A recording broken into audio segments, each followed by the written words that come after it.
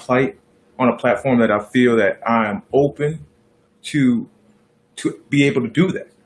I have been banned. I have been put in platform jail for the things that I've done, and it's one of those things where you can't even speak your own mind and be an individual and think freely in order to put these things out.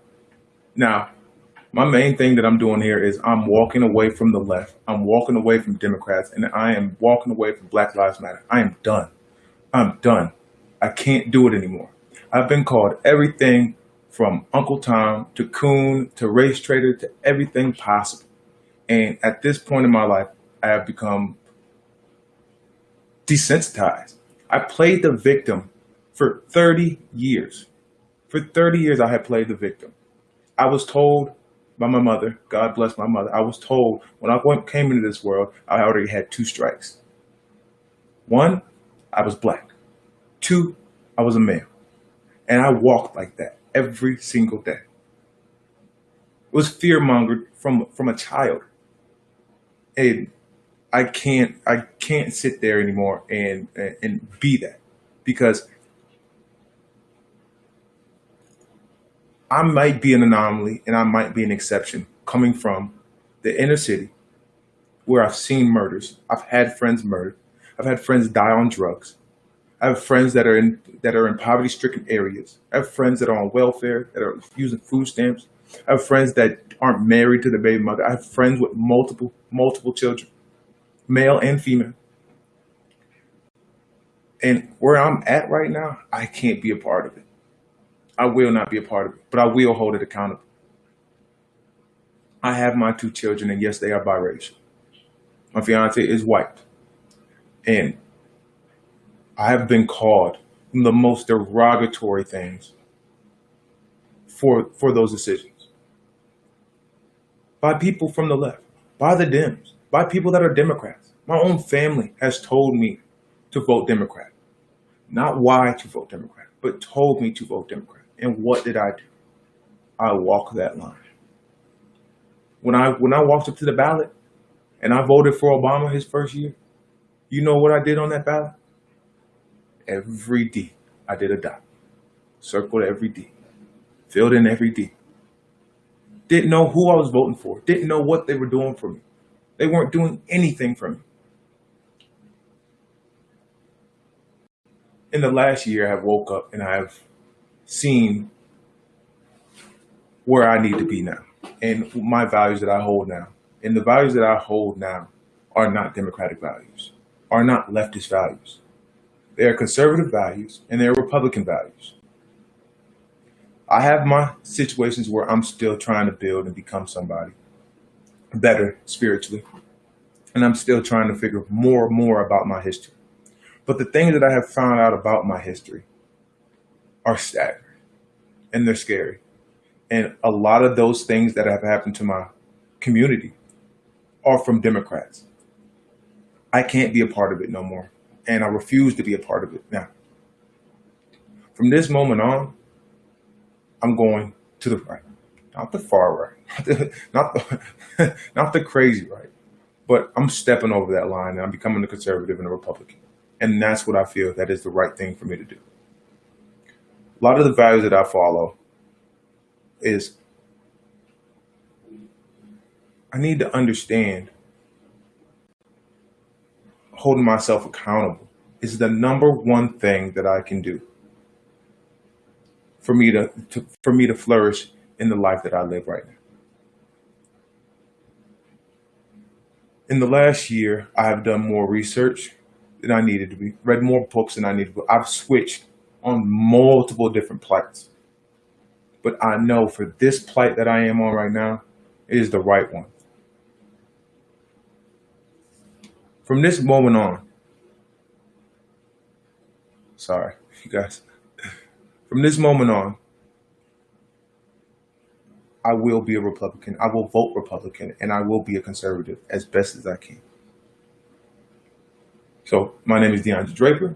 I'm 30 years old. I live in Akron, Ohio, quote unquote, the inner city of Ellet, a small township suburban area.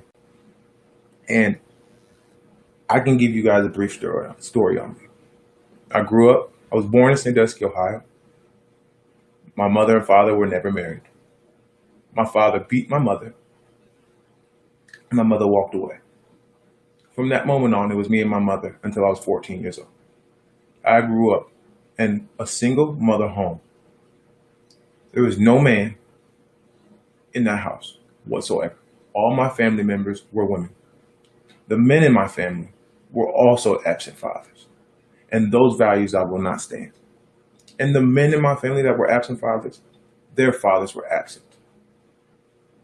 So for me to come to where I am today is an anomaly. I'm a unicorn. And I'm an exception coming from a single mother home. What did Obama say? I was 20 times more likely than prison, 9 more times to not go further education, 6 more times to possibly be murdered. Have I been in those situations? Most definitely. Have I made bad decisions? Yes, I have. But that's why we live in a country called America, where second chances happen, and even third and fourth and fifth chances happen. But I didn't need that many chances. I needed the opportunity to read, learn, and understand who I am, what I am, and where I come from. I'm not an African American. I am American. And that's where I'm going to stand. I will not play the victim anymore. I will not stand to be told that food is the number one killer in my world, in my community. I will not stand and watch as abortion is put into the inner city where all minorities live, in a 10-mile radius, and where it's not showed what these things do to women. I won't be okay with it. From 1973 to now, 19 million black babies have been aborted, and I'm not okay with that. And we only hold 14% of the population. I'm hurt by these things. And the more and more I look into these democratic policies, they are hurting the black community. They're hurting. I've been called Uncle Tom, been called a white boy because I speak with I don't use Ebonics all the time. When I'm with my friends, I do sometimes. But growing up, that's not what I did. I wore my pants up to my waist, wore button-up polos. I didn't wear the name brand shoes. I wore Wrangler jeans. I wasn't keen to the hip hop clothing. I listened to rock music. I went through multiple different phases because I didn't have a man in the house. Because I didn't understand what it was to be a man. I didn't have anybody to look to. The only things that I had to look to be a man was the TV, movies, and possibly the males that are outside of my house. I jumped off my porch at 13 and I started walking around the neighborhood. Many of these situations have put me into dangerous situations where I've had guns put to me. I've had friends murdered. I've been robbed, been beat up, I've been jumped. All these other things have happened to me by my own people. For the small exceptions that I've had, some white people do things to me. They've never been catastrophic, or they've never went to the point of what my own people have done to me based on my own views.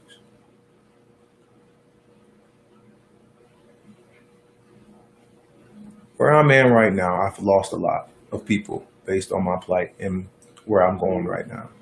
And am I okay with it? I have to be. It is what it is. Do I really believe that people are going to see me for what I am and change their look and come back and be friends and come back and just and just love me for what I believe and go about it? No, it's not. It's not. That's not where we live right now. But I'm okay with it because I'm not a victim anymore. I'm not going to sit here and act, woe it's me, because somebody doesn't like me for the ideologies and the morals that I have anymore. Where I'm going and what I'm doing now is solely up to me, and I'm going to hold myself accountable for those actions. Believe it or not, it took me a whole entire 3 years to truly figure out who I am. From the age of 27 to now. I've done more research. I have looked, I've tried and tried multiple different things to figure out who I am. I've had the arguments, the debates. I've been so far gone into Black Lives Matter, so far gone into the left, so far gone into the Democrats that I didn't even know why I was a Democrat. Didn't even know why I was voting for Democrats. What I do know now is that they did not help me at all. Anything, they hurt me. When I tried to use their policies, I wasn't able to use their policies. Quote unquote, because maybe I made too much. Maybe I didn't do the worst in order for those things to be given to me. At one point in time, I was at the lowest of my life. 18, I lived in my car for up to 6 months. I worked and worked and worked and lived in my car on one of the worst streets in Akron, Ohio, Lover's Lane.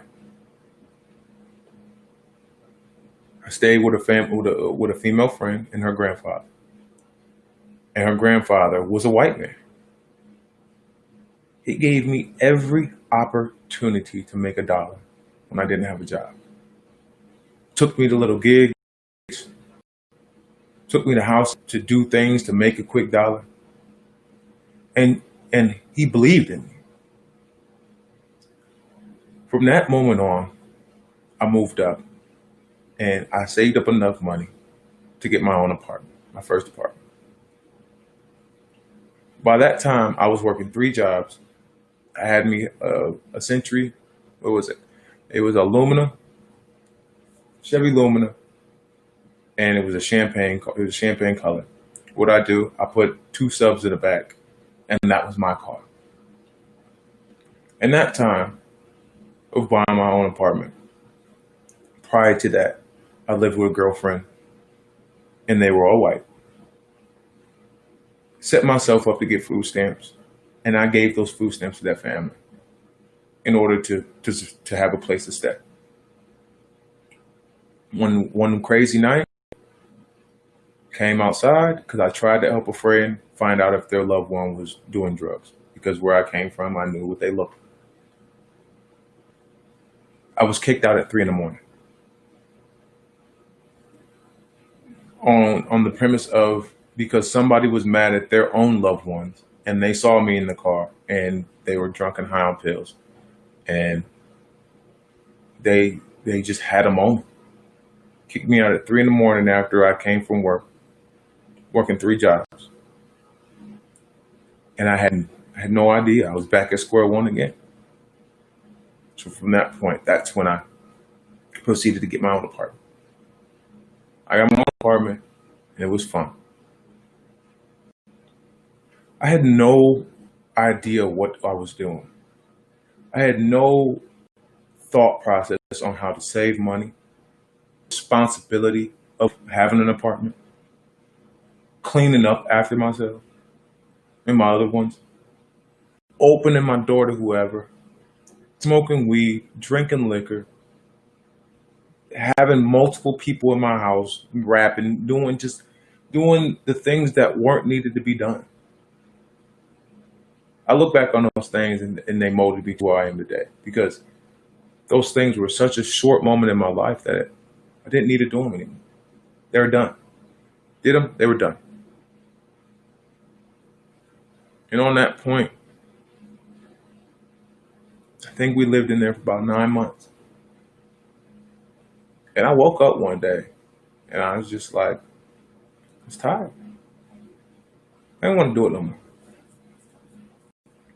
Me and my ex, we talked about it. We bounced. Broke the lease. Didn't care. No accountability. No responsibility. Just left. Didn't know what those things were going to do to me prior to now, and if they were going to hinder me. Didn't care. I just wanted to leave my responsibilities. Through that point, we ended up living with my grandmother for 3 months. Now, at this point, I wanted to go back to school. And I looked up UTI Automotive Institute in Arizona. The reason I picked Arizona was so far away is because it was the only one that gave me gave you an associate's degree after you got out, after a trade. What I didn't know, and what nobody else knew, what kind of school it was and what they were going to teach. Had no background of cars. I just helped a friend put an engine in a car one time and thought that's what I was going to be able to do. I went out there, stayed there for maybe stayed in that school for maybe 4 to 6 months and dropped out. It's too hard. Kept failing tests, kept getting pushed back. I didn't have any responsibility. I didn't do anything. I just sat there, and that's just what I did. I just sat in there and giggled and laughed, came home, smoked more weed, didn't do anything to hold myself accountable for these responsibilities that I had taken on. At that point, I ended up working for the city of Avondale. And it was great. That was one of the call-ins for me. I was working for the city, and I was working for a sports complex center for Parks and Recreation, and they adored me. They loved my work ethic. This is when I found out that I had some work ethic. I had some truth about myself. I had some self-respect. Turning point for that situation was when I had got Employee of the Month. I know it's not that big of a thing, but for me it was. It was recognition for something finally from somebody else than a family member and a friend. These people didn't owe me anything. One late night during a softball game, an umpire called him a blue. He was bludgeoned by an aluminum bat by a Hispanic batter for calling bad calls. Being from where I'm from, I jumped in action. I wasn't afraid of it. I'd been through situations like this. I had guns pulled on me. I've seen friends murdered. I've seen friends that it didn't bother me. I just jumped in action. I made that man leave immediately. There were children there. They didn't need to see those situations. From that moment, I didn't know that I was going to get recognition for that. I didn't know people were going to look at me like, whoa, this dude jumped in the line of that and protected everybody. He was on it. Like a snap of his fingers, jumped over multiple bleachers, jumped down at the bottom of the pit, and down where the batters were on the home plate, and got in his face and told him to leave immediately. I called who I needed to call, and I handled that situation. Went home, and didn't even think of anything. Later that month, I was recognized for that. Multiple anonymous people had sent emails in, and I literally was I was sideswiped. I didn't even know these people even noticed me. It just was the right thing to do, and that was a big turning point for me. From that point on, more things happened, and relationship was going bad. Situation happened where my prior ex fed me bad food. I end up getting a GI bug in my intestines, and I was throwing up constantly. Now this felt close to death, but it also felt like karma for a lot of the BS that I did. From that moment, I couldn't hold down a solid. I couldn't hold down a liquid. Nothing. She didn't care. Didn't care. Left me there. Went to work. I called a cab. Picked the cab up. I didn't know where the hospital was. I only had been there for a while. Didn't know where the nearest hospital was. I just told him to take me to the nearest hospital. where Arizona is built is very gridded. There's a lot of desert. There's a lot of untouched land that hasn't had anything built on it still at this time. So he acted as if he didn't know where to go. He drove me in a circle while I was in the back seat, thrown up, couldn't keep my eyes open. He drove me around and racked up a $70 bill.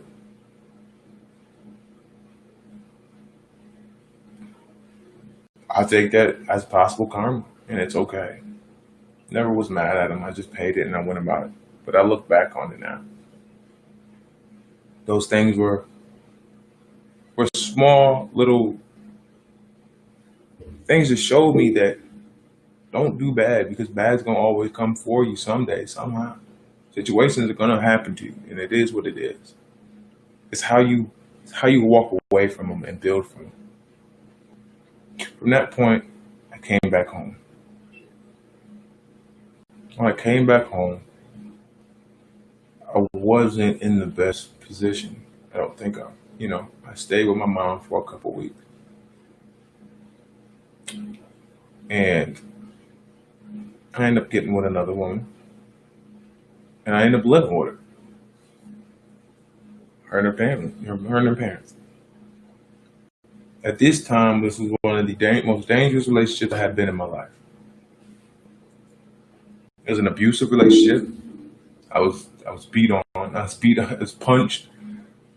Within the first 2 months of dating her, my nose was leaking in the car. I was punched in the nose. Uh, I was I was hit. She had an anger problem. It was incredible. And me being a codependent person, because I've never had that bond of mother and father, I felt like I needed to stay there, and I did. I stayed there for 3 years, being hit, being lied to, being swindled, to multiple situations where my life was in danger. People wanted to kill me, and where my anger was changed, where I began to develop anxiety, depression. At this point, this is where I started taking antidepressants. Not willingly. I went to the doctor and I talked to the doctor. I didn't just go get them off the streets. I literally went to the doctor, talked to the doctor, told him how I felt, and I was put on the antidepressants, multiple antidepressants. Started from these ones to these ones to these ones until I didn't feel anything. I cold turkey, quit, stop taking them, which is honestly the worst thing somebody could do with antidepressants. I ended up having homicidal dreams, scary ones, vivid ones that I could remember. These situations had twisted my brain and put me into a situation where now that I'm more likely to try to rationalize why I feel this way and try to suppress these emotions with downers and uppers and things. From that moment on, I said I won't do it anymore. I'm done.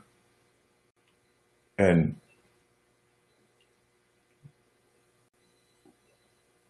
from there, it was an understanding that there was something that I wasn't doing right. I was doing something to myself, and I needed to change it. Now that I'm 30 and I've went through all these situations, and I've had people put price tags on my head. I've had people pull up to my house telling me to walk up to the car ready to shoot me over a field. I walked away from that situation the last time she hit me while I was asleep. One of my most vulnerable situations. Always told myself the two most vulnerable places you're only gonna catch me in two most vulnerable places is in the shower and when I'm possibly sleeping. Two most vulnerable spots for me. And she took advantage of one of them. Sat up till 4 in the morning and I left. Told her to leave. Done. She robbed me for a lot of materials because I didn't stay at the house for a while. And it was okay. Those materials I bought back. Now I'm tenfold on those materials. I have all that back. Double. And there was a fight in me. There was anger in me that put me into the gym. From that point, I worked out every single day. Every single day. I grabbed a job at the gym, front desk at Gold's Gym. I worked there for a year and a half, and I ended up putting on 30 pounds of pure muscle. I jumped up from 190 to 225.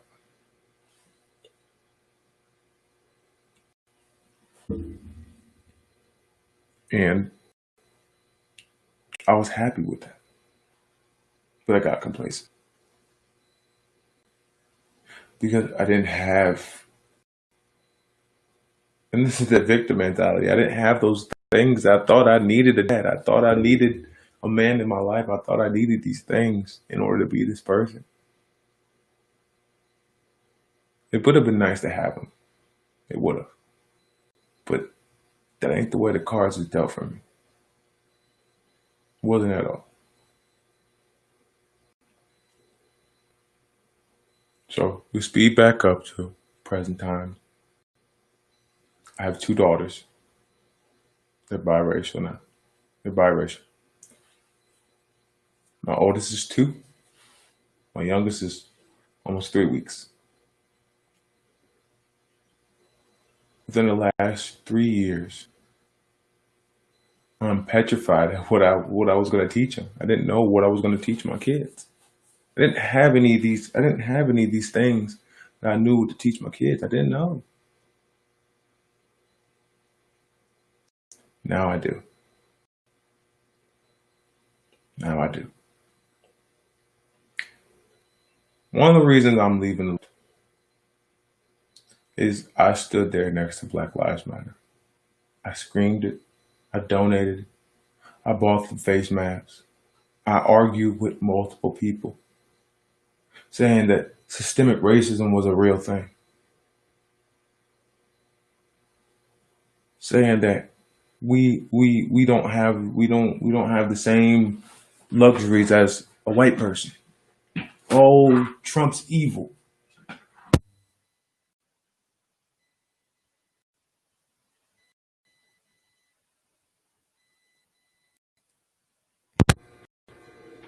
My people, he don't care about none of us. Sorry, guys. And I don't know where I got those ideas. Because I was filling my head with these videos, with these other people, these leftists, these Marxists, all these other people, abolish the police, defund the police. The moment that thing was said, no. The moment I started doing stories, reading up stories on all the way dating back to Eric Gardner, I don't know what in God's name I was thinking. Don't know. I was just a sheep, a legit sheep. And now, I'm not emotional. I'm factual. I read. I absorb all this information, all these different facts and statistics. I absorb. And what I see is there's way bigger issue in my community than white people and cops. I put myself in more predicament with white people to be hated than all the black people I know. And I'm not dead. I'm not dead. There's nothing wrong with me. I haven't been misfortune for anything. The things that I did, that I tried to scream racism, I was really doing. Fired for suspicious activity. I was doing suspicious shit. I just didn't want to hold myself accountable.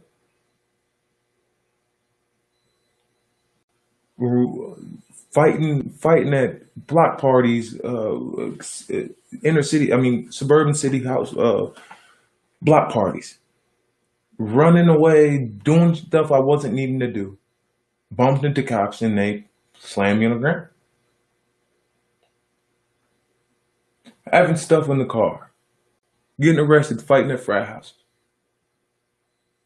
Those are the things I put myself through, and I deserved every outcome of that situation. Accountability is the number one thing that has taken me away from the left, Black Lives Matter, and a Democrat. And I'm fine with it. I'm happy with it. Call me Uncle Tom. Call me what you want. But what I will not be is a victim, a sheep, and I will not be put into fear because of my skin color. I won't. What I will do is fight for my community, to uphold what we truly are, and that's American.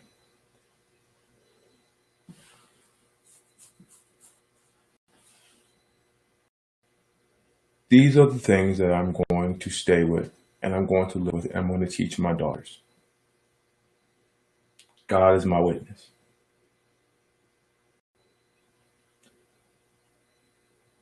But from this moment on, we're gonna hightail it all the way to the White House. We're gonna fix it. We're gonna fix Chicago. We're gonna fix the mindset of a black person, the victimization of a black person. We're gonna take our people off of welfare. We're gonna try to get our people from not having healthy relationships in the home, mother and father. We're gonna take away this notion where I'd rather have a nice purse and cool shoes and a cool car with a $500 car payment, no insurance, and then mad that I'm pulled over for a broken taillight. I'm not doing this anymore. I'm happy where I am. I want to thank everybody. This is my first podcast, and this was this intro to my life and where I'm going from here on out. I want to thank everybody. All my friends and family that have stayed right with me during this plight and this transition in my life. We're going for the jugular, y'all. We're taking it to them. Forget your feelings. It's about these facts. It's about the truth of what's truly harming the black community. And what's truly harming us is the lack of accountability and responsibility. Thank you. It's Dre Draper, the DeAndre Draper podcast. I'm tactical, balanced, and melinated. I appreciate it all. Thank you.